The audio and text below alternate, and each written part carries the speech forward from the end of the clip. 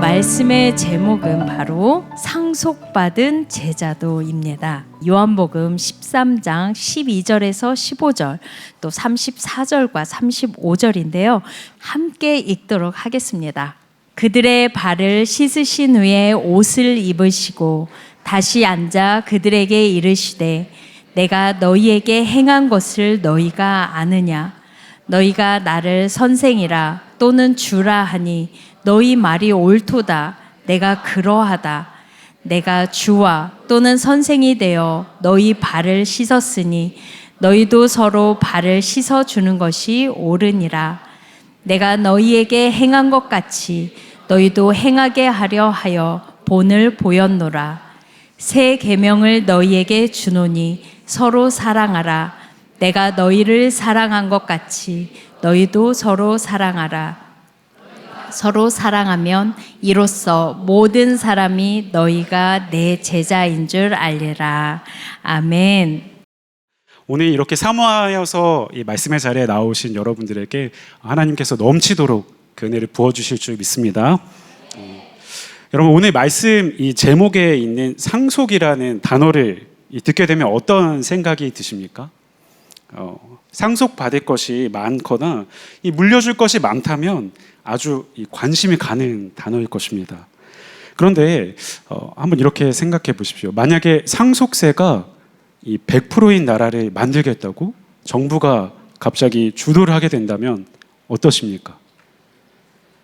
네, 술렁이고 계신데요. 네, 아마 이 가진 자들은, 많이 가진 사람들은 데모를 하러 막 뛰쳐나오지 않겠습니까? 반대로 부모님으로부터 물려받을 것이 없거나 내 자녀에게 물려줄 것이 없는 사람들은 그것이 별로 상관없는 이야기가 될 것입니다. 이것이 바로 이 상속에 대한 이중적인 잣대입니다. 그리고 이중적인 잣대 안에는 이 숨겨진 욕망이 있다는 것을 볼 수 있는데요. 그것은 가진 사람들이든 못 가진 사람들이든 우리 모두는 이 원하는 것이 다 똑같다는 것입니다. 그게 뭐냐면 바로 많이 물려주기를 원하고 또 많이 물려받기를 원한다는 겁니다. 여러분, 예전에 이 신드롬을 일으켰던 드라마 이 상속자들, 또 꽃보다 남자 같은 드라마를 보신 적이 있으십니까? 네, 말씀만 보십니까?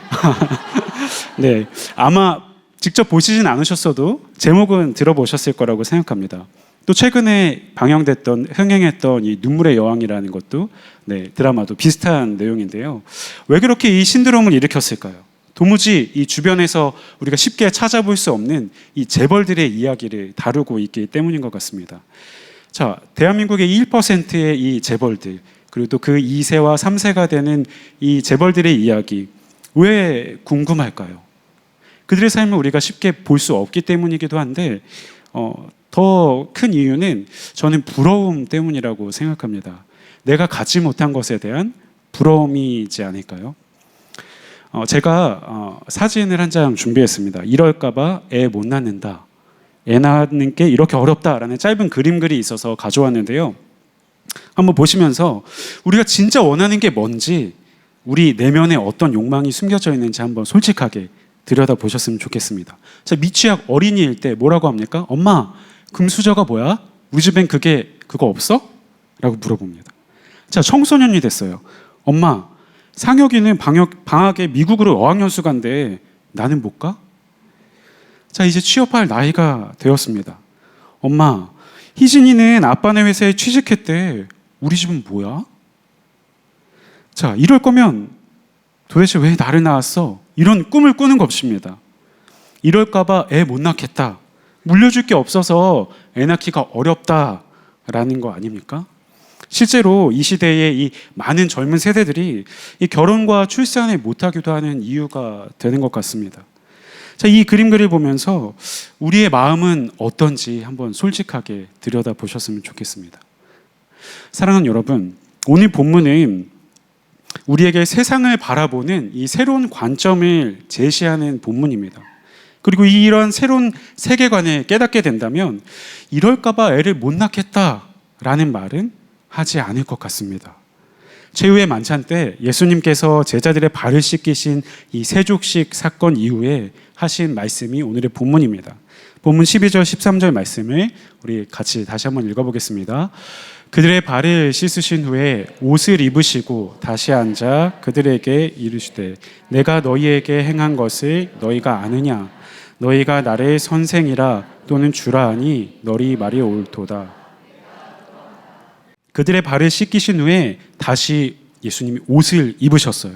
그리고 이제 스스로를 뭐라고 부르시냐면 내가 선생이다, 내가 주다 라고 말씀하십니다. 그것을 인정하세요. 여기서 선생, 주라고 말하는 것은 당시 최고의 권위를 가진 존재를 뜻합니다. 특별히 이 주라는 말은 헬라어로 퀴리오스라는 뜻인데 이 단어는 구약에 보면 이 하나님의 이름 대신에 불러지는 이름이었어요. 엄청난 권위를 자랑하는 이름이죠. 물론 예수님은 하나님이십니다. 그러니 그 이름표를 다는 게 너무나 당연한 것이죠. 그런데 오늘 본문에서 예수님이 스스로를 존귀한 이름표, 주인의 이름표를 단다는 것은 매우 어색해 보입니다. 왜 어색하냐면 그 조금 전까지만 해도 예수님이 하셨던 행동이 무엇입니까? 스스로 이 종의 자리에 가셔서 종의 이름표를 다시고 우리 제자들의 발을 씻기셨잖아요. 겉옷을 벗고 이 수건을 허리에 차고서 제자들의 발을 씻기셨다는 거예요. 자, 당시 이 발을 닦는 것은 종들 중에서도 가장 하찮은 종이, 천한 종이 하는 일이었습니다. 그렇게 예수님은 이 종의 이름표를 붙인 것이에요. 그런데 이 발을 씻기시고는 갑자기 다시 옷을 입으시는 겁니다. 그런 그 다음에 스스로 내가 주인이다, 내가 주다라고 인정하면서 주인의 이름표를 붙이는 것이 굉장히 어색한 모습이죠. 그럼 왜 주님은 이런 어색한 연출을 오늘 하고 계시는 걸까요? 그 이유가 이 14절부터 나옵니다. 15절까지 읽어보겠습니다. 내가 주와 또는 선생이 되어 너희 발을 씻었으니 너희도 서로 발을 씻어주는 것이 옳으니라. 내가 너희에게 행한 것 같이 너희도 행하게 하려 하여 본이 보였노라. 바로 이 복음을 전하기 위해서 그랬던 것입니다. 예수님께서 주인의 이름표를 달고 우리에게 옳은 것이 무엇인가를 그것에 대해서 설명해 주고 계시는 거예요. 옳은 것은 무엇이냐? 주와 선생이신 예수님이 발을 씻겨주셨듯이 너희도 서로 발을 씻겨주는 것이 옳다라고 얘기하시는 겁니다. 이 말씀이 무슨 뜻입니까? 제자들에게 종이 되는 게 옳다라고 말씀하시는 거예요. 서로에게 이 종이 되는 게 옳다. 여러분 생각해 보세요. 종이 되는 게 옳다고 말씀하시려면 이 선생님의 옷을 입고 말씀하시는 게 맞습니까? 주의 옷으로 갈아입고 말씀하시는 게 맞습니까? 오히려 조금 전에 이 발을 씻기셨던 그 모습 그대로 말씀하시는 것이 오히려 제자들에게 그것이 더 설득력 있게 다가오지 않을까요? 그런데 예수님은 그러지 않으셨죠. 예수님은 주인의 옷을 딱 입더니 종이 되는 게 옳다고 말씀하시는 거예요. 여러분 이 안에는 엄청나게 중요한 의미가 담겨져 있습니다. 그것이 무엇이냐면 예수님이 주인의 이름표를 갖고 있었고 또한 종의 이름표도 갖고 있었다는 사실입니다. 예수님은 주인이시면서 또한 종이었다는 뜻입니다. 여러분 이것은 우리가 이전까지 보지 못했던 이 새로운 세계관을 우리에게 제시해 주는 것입니다. 이 당시의 로마 사회는 어떤 사회냐면 이 신분제의 사회였어요. 확실한 신분이 있어서 이 신분에 따라서 의복이 다르고 옷이 다르고 이 삶의 양태가 달랐습니다. 하는 일이 다르고 이 살아가는 방식이 달라요. 심지어 그들의 이름도 달랐습니다. 로마에는 이름이 이 세 가지로 구분됐어요. 이렇게 세 가지로 구성되어 있는데 그 이름만 봐도 그 사람이 어떤 가문의 사람인지 딱 보이는 것입니다. 그러니까 당시 사람들은 어떤 생각을 갖고 있었냐면 이 종이면 종답게 살아라. 선생이면 선생답게 살아라. 주인이면 주인답게 살라고 하는 그것이 옳다고 여겨지는 이 세계관 속에서 살았던 것입니다. 종이면 종의 이름표를 붙이고 살고 주인이면 주인의 이름표를 붙이고 사는 것이 그들에게는 너무나 당연한 일이었다는 것이죠. 그리고 그들은 그 이름을 이 대에서 대를 거쳐서 물려주었던 것입니다. 당연히 물려주는 사람이나 물려받는 사람이나 좋은 이름을 물려받고 싶지 않았겠습니까? 좋은 가문의 이름을 물려받고 싶었을 것입니다. 왜 그렇습니까? 종이 되고 싶어하는 사람은 그 당시에도 지금에도 없지 않겠습니까? 전부 주인이 되고 싶었을 때니까요. 그래서 당시 사회에서 이 로마인들의 방향성은 종이 아니라 주인이었던 것입니다. 너도 나도 주인이 되고 싶었던 것이죠. 바로 올라가는 방향성이 그들에게 있었던 것입니다. 그런데 이 세계관은 과연 이 로마인들, 그 당시의 사람들에게만 해당되는 것입니까? 오늘 우리가 살아가는 이 세상 역시 이 로마의 세계관을 갖고 있지는 않습니까? 로마만 신분제 사회가 아니죠. 우리 안에도 이 새로운 신분제가 펼쳐지고 존재하는 것 같습니다. 오늘날은 이 무엇을 소비하느냐, 이게 신분이 된다는 말이죠. 이 프랑스의 철학자 장 보드리아의 이 소비의 사회라는 책에서 사람들은 이 소비를 통해서 얻은 이 사물을 가지고 계급 질서를 만들고 있다라고 이야기하고 있는데 참 맞는 말인 것 같습니다. 그래서 이 사람들은 이 더 나은 소비를 위해서 어떤 직업을 갖느냐에 굉장히 혈안이 되어 있죠. 그 직업이 바로 신분이 되는 거예요. 그렇다 보니까 심지어 무슨 대학에 가느냐, 이것도 신분이 됩니다. 왜냐하면 좋은 대학에 가면 자연스럽게 고액 연봉을 가진 직업을 갖게 될 확률이 높기 때문입니다. 그런데 여러분, 이 소비사회에서 가장 큰 신분이 무엇인지 아십니까? 그것은 이 어떤 직업을 갖고 있느냐, 어떤 대학에 들어가냐, 이것보다도 진짜 신분이 뭐냐면 바로 누구에게 상속받는가입니다. 얼마나 많은 것을 물려받을 것인가, 이것이 매우 확실한 신분이 되는 바로 이 시대의 사회입니다. 예전에는 이 개천에서 용이 난다는 말이 있지 않았습니까? 그런데 요즘에는 거의 안 나온대요. 왜냐하면 이 교육의 수준이 되물림되는 이 안타까운 현실이 되었기 때문입니다. 그래서 이 개천에서는 용이 나는 게 아니라 욕이 나온다고 하더라고요. 안타까운 시대이지 않습니까? 이러니까 진짜 좋은 상속을 바라는 것밖에 없는 거예요. 이 상속이 곧 신분이 되었기 때문입니다. 오죽하면 요즘 아이들에게 가서 한번 물어보십시오. 너 꿈이 뭐니? 하면 애들이 꿈이 없다고 이야기합니다. 왜 꿈이 없니? 라고 물어보면 뭐라고 하는지 아십니까? 우리 아버지가 이 재벌이 아니어서 이번 생에는 꿈을 이루기 어렵다고 말하는 거예요. 그만큼이나 이 시대는 이 상속을 중시하는 시대가 되었습니다. 이유는 확실하죠. 너도 나도 주인이 되고 싶은 겁니다. 주인으로 살고 싶은 거예요. 금수저로 태어나야 금수저로 살고 흙수저로 태어나면 흙수저로 살게 되니 이 상속에 대한 부러움을 느끼고 제대로 된 상속을 못 받게 되면 분노가 치밀어 오르는 것입니다. 그리고 이 분노가 오르다 못해 차오르면 결국에는 포기하고 마는 것입니다. 그런데 그런 세상 속에 사는 우리에게 예수님께서는 이 다른 세계를 오늘 보여주고 계시는 겁니다. 로마인의 세계관 속에 살고 있는 우리에게 이 새로운 세상을 예수님께서 제시하시는 거예요. 우리가 종으로 살지 않고 주인으로 살기 위해서 혈안이 되어서 온갖 좋은 타이틀, 이 이름표를 달기 위해서 목숨을 걸고 달려가고 있는 이때에 예수님께서 미친 듯이 달려가고 있는 우리의 어깨를 톡톡 두드리시면서 이렇게 자기 이름표를 보여주시는 겁니다. 거기에는 주인의 이름표도 있지만 종의 이름표도 같이 적혀 있는 것이죠. 주님이 이렇게 말씀하시는 걸 한번 들어보세요. 이 마태복음 20장 25절에서 27절 말씀입니다. 예수께서 제자들을 불러다가 이르시되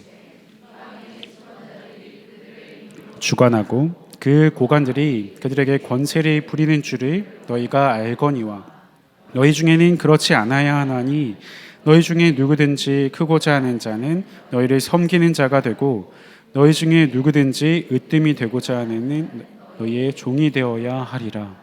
자, 25절을 한번 보십시오. 여기 이방인의 집권자라고 말하면 로마인들입니다. 로마인들은 이 권세를 부리는 자들이에요. 그 말은 이들은 힘의 논리로 살아간다는 뜻이죠. 다른 사람을 힘으로 찍어 누르면서 사는 것입니다. 그 힘으로 무엇을 하는 것입니까? 주인이 되려고 하는 것이죠. 주인이 되려고 권세를 잡으려고 하는 것입니다. 그런데 예수님이 열어주시는 세계는 다르다는 거예요. 크고자 하면 어떻게 알아요? 섬기는 자. 으뜸이 되고자 하는 자는 종이 되어야 한다고 말씀하십니다. 여러분, 이 말을 오해해서 들으시면 안 됩니다. 어떤 사람은 이렇게 생각하시는 분들이 있어요. 큰 자가 되기 위해서 섬겨야 돼. 이런 분들이 얼마나 많은지 모르겠습니다. 이 말씀이 무엇을 우리에게 가르치는지를 모르고 큰 자가 되니까 큰 자가 되기 위한 수단으로 섬김을 해야지라고 생각하는 분들이 종종 있는 것 같습니다. 아니면 이 세상의 가치 속에서 우리가 나도 모르게 그러한 이 행동이 물들게 되는 것 같습니다. 그런데 예수님께서 과연 이러한 말씀을 하고 계시는 겁니까? 그게 아니죠. 이 주인의 자리를 얻기 위해서 종의 자리로 가라고 말씀하시는 게 아닙니다. 그건 방향성이 어디입니까? 여전히 이 위로 올라가는 방향성이죠. 주님은 새롭게 말씀하시는 겁니다. 종의 자리가 곧 주인의 자리이다. 왜냐하면 우리의 주인이 이 종의 모습으로 입고 오셨기 때문입니다.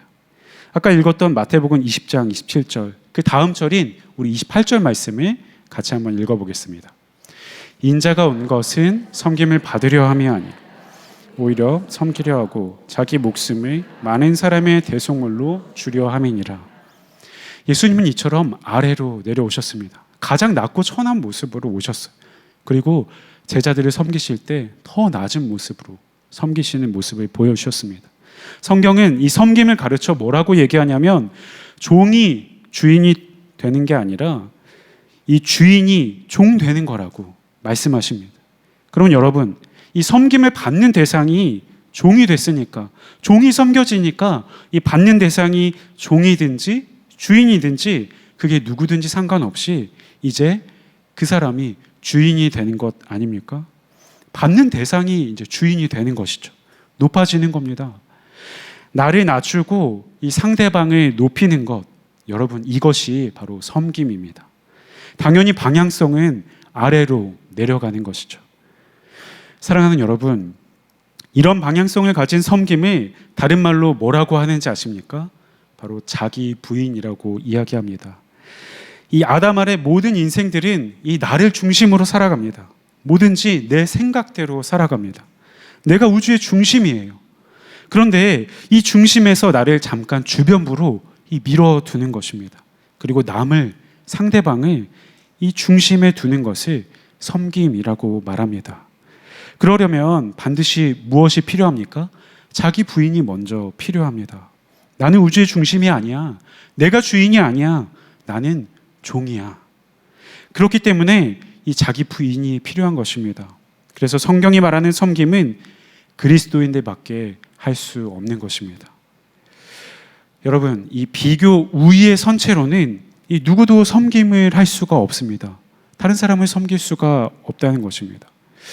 아이고, 저 불쌍한 아이들, 저 가난한 아이들을 보면서 아이고 불쌍해라, 이러한 마음을 갖고 불쌍해서 돕겠다고 하는 것은 오늘 성경이 말하는 섬김이 아니라는 것입니다. 이 유니세프 광고를 여러분 보신 적이 있으십니까? 그 아이들을 보면 이 피골이 상접한 그 모습을 보면서 얼마나 이 불쌍한 측은지심이 우리 안에 일어납니까? 얼마나 못 먹었으면, 얼마나 가난하면 저렇게 마르고 힘들게 살아갈까?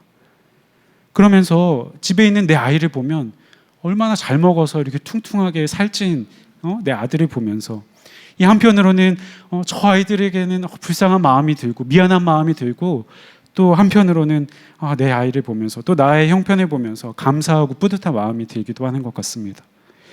내 아이는 부모를 잘 만나서 이렇게 잘 먹고 잘 사는데 저 아이는 참 불쌍하네 라는 마음으로 이 전화기를 듭니다. 그리고 매달 5만 원씩 후원을 하게 되죠. 그리고 나니 왠지 모르게 마음에 뿌듯한 마음이 듭니다. 자기가 꽤나 좋은 사람이 된 것 같은 그런 생각이 들게 되죠. 그런데 여러분, 이것은 바로 성경이 말하는 섬김이 아니라는 것입니다. 이것은 주인의 위치에서 자선을 베풀고 이 아량을 베푼다는 것이죠. 더군다나 그러면서 좋은 명성까지도 내가 얻어가게 되는 것입니다. 난 좋은 주인이야, 이걸 얻어간 것뿐이죠. 이것이 여러분 바리새인들의 섬김과 무엇이 다르겠습니까? 여러분, 바리새인들이 얼마나 많은 구제를 하고 섬김을 했는지 아십니까? 어떤 사람이 1을 섬겼으면 그들은 3을 섬겨야 직성이 풀리는 사람들이었어요. 그러면서 그들은 자신의 이런 의로움을 막 뽐내고 또 그것을 뽐내면서 다 많은 사람들이 보는 자리에서 그렇게 기도하고 있지 않았습니까? 여러분, 예수님께서는 그런 바리새인들을 보면서 잘 섬겼다고 칭찬하지 않으셨어요. 오히려 책망을 하셨죠.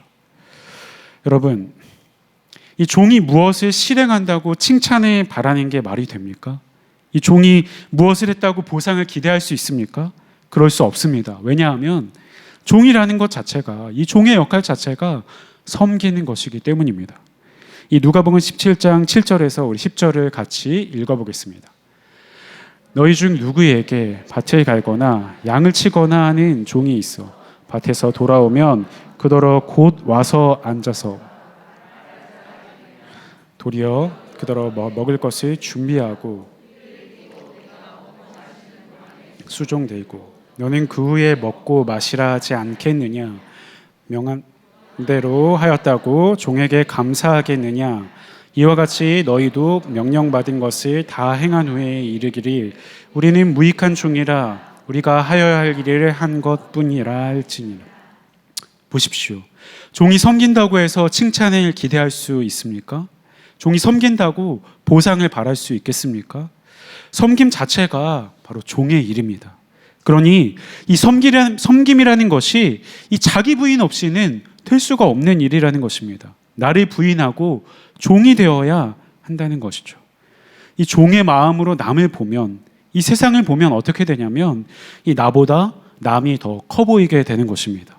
그때 진정한 섬김이 가능한 것이죠. 이 섬기는 일은 우리의 일이기 때문에 돕는 것입니다. 불쌍한 마음이 들어서 한다는 것이 아니에요. 그걸로 우리가 이 섬김을 하면서 무슨 보상을 바랄 수가 없다는 말입니다. 그것이 오늘 본문에서 얘기하는 예수님께서 말씀해 주시는 옳다라고 말씀하시는 그 섬김이고 바로 그 사랑이라는 것입니다. 서로의 발을 씻겨주는 섬김과 사랑이라는 것입니다. 그런 마음이 없다면 여러분이 하고 있는 섬김을 한번 돌아보셔야 합니다. 지금 그 섬김을 잠시 멈춰야 하는지도 모르겠습니다. 이 주인의 자리에서 섬기겠다고 하다가 그 사람이 들을 이야기는 칭찬이 아니라 바리새인들과 같이 이 책망을 받게 될지도 모르기 때문입니다. 그러니 나중에 하나님께서 정말로 그 마음을 주실 때 다시 섬기면 됩니다. 섬김의 마음을 하나님께서 반드시 주실 겁니다. 사랑하는 여러분, 제가 왜 하나님께서 이 섬김의 마음을 주실 거라고 확신하는 줄 아십니까? 반드시 확실히 주실 겁니다. 왜냐하면 우리가 그분의 상속자들이기 때문입니다. 이스라엘 공동체에는 이 종에 관한 법이 있습니다. 어떤 사람이 너무나 가난해져서 이 종으로 팔려가게 되었습니다.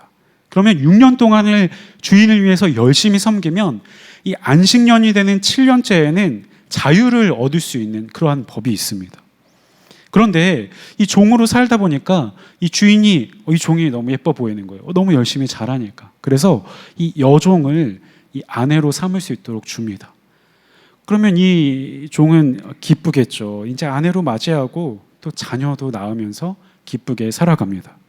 그런데 이 6년째가 마치고 7년이 되는 겁니다. 자유를 얻을 수 있는 해가 왔어요. 근데 이때 이 아내와 자식은 두고서 혼자만은 자유를 얻을 수 있는 거예요. 참 이상한 법이죠. 왜냐하면 그 아내와 자녀는 여전히 주인의 소유이기 때문에 그렇습니다. 그런데 이러한 상황 속에서 이 종이 내 아내와 자녀를 내가 너무나 사랑해서 내가 그들을 얻기 위해서 내가 자유를 포기하고 내가 주인의 종이 되겠다라고 이야기하면 그러면 이제 나무에다가 귀를 대고 송곳으로 뚫어서 구멍을 냅니다. 그러면 그 종은 이제 주인의 영원한 종이 됩니다. 다시는 자유를 얻을 수가 없어요. 이렇게 귀 뚫은 종은 자신이 평생 이 종이라는 사실을 밝히면서 드러내놓고 살아가게 됩니다. 여러분 딱 보십시오. 이 귀는 다 드러나 있지 않습니까?